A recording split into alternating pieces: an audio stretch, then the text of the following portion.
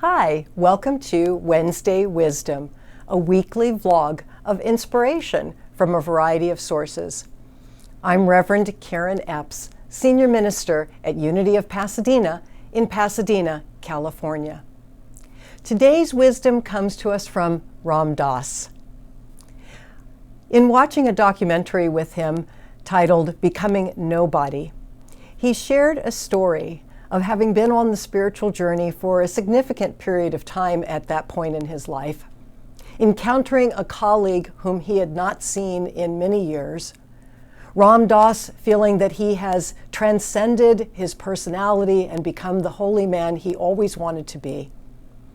Spent time with this former colleague who said to him during the course of that conversation with great love and respect, "Dick, you haven't changed a bit."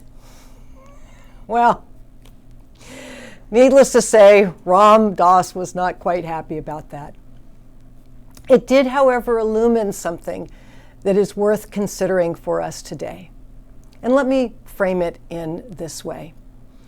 If you think about a building, perhaps the home that you grew up in, for example, and you leave that area or maybe haven't been to that town, a town you've visited, and you come back and the building is completely gone and replaced by something else, all right? And it's completely unrecognizable. We often think this is what's going to happen to us as a result of doing our spiritual work, that the container we show up in or the building is going to be completely, utterly different from the building that we are as we become more spiritually aware. There is a truism about it, but not in the way we're thinking.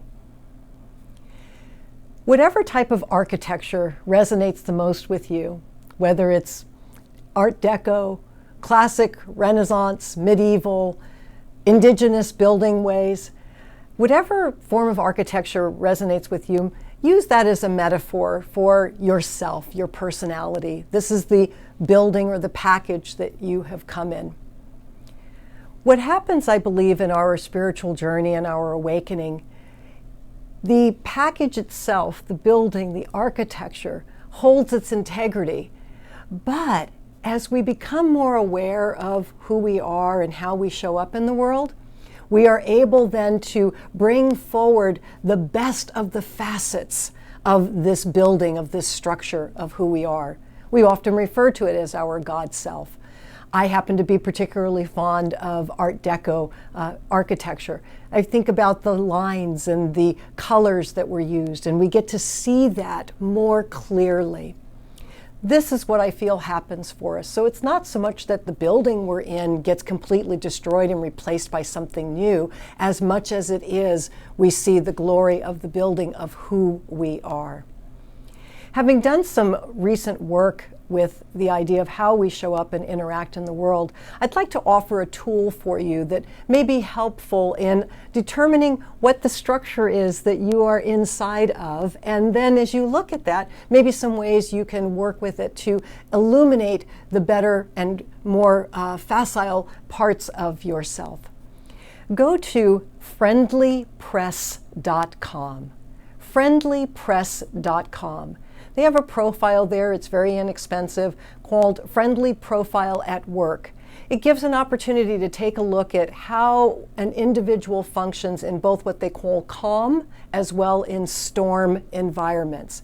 Typology is simply a tool to help us recognize the structure we are in. And the more that we can use our spiritual tools to manage and be with ourselves, then the more we are able to flow through this world with greater ease and grace and showing the wonderful facets of who we are as unique individuals.